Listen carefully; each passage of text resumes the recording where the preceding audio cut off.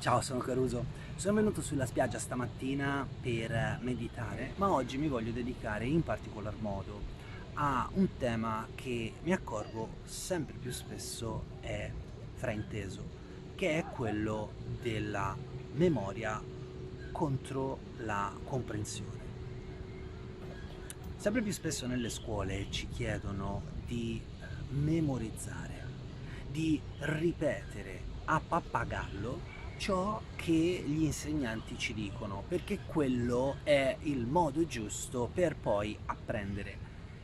Mi dispiace dirvelo, ma non è così. Molte delle persone che credete essere competenti perché vi dicono tutte queste informazioni, tutti questi numeri, tutte queste date e dite ah caspita, vedi quante ne sa, molte di queste persone in realtà hanno una buona memoria e ok, è una delle qualità della mente, però dobbiamo anche essere capaci di soffermarci sui temi, riuscire a connettere un tema all'altro, a comprenderne la causa e l'effetto, quali sono le motivazioni e soprattutto quali sono le implicazioni di ciò che abbiamo incamerato. Il video di oggi vorrebbe spronarvi un po' a stare un po' più attenti, a pensare soltanto a memorizzare, a ricordarvi che cosa dovete dire o ricordarvi che cosa dovete sapere, piuttosto vi sprono a cercare di contemplare tutti i giorni un po' anche soltanto un tema, ma approfondirlo. Nella nostra società gli approfondimenti mancano tantissimo.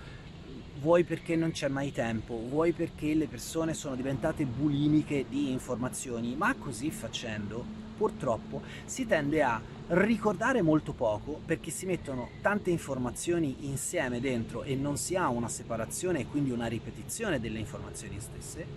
Inoltre non si ha mai il tempo di contemplare bene quali sono, ve lo ripeto, le cause e effetto, le motivazioni e le implicazioni.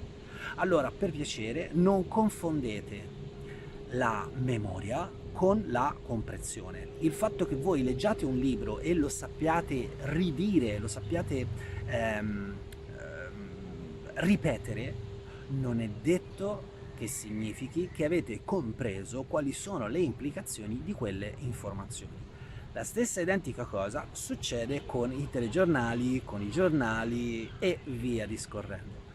Nella vita ci sono tantissime sfaccettature che vale la pena approfondire, che vale la pena insomma contemplare e sono convinto se lo fate tutti i giorni un po' vi renderete conto quanto meravigliosa è anche la vostra vita. Io adesso mi metto a meditare su un tema che mi è particolarmente caro, ma non vi dico qual è.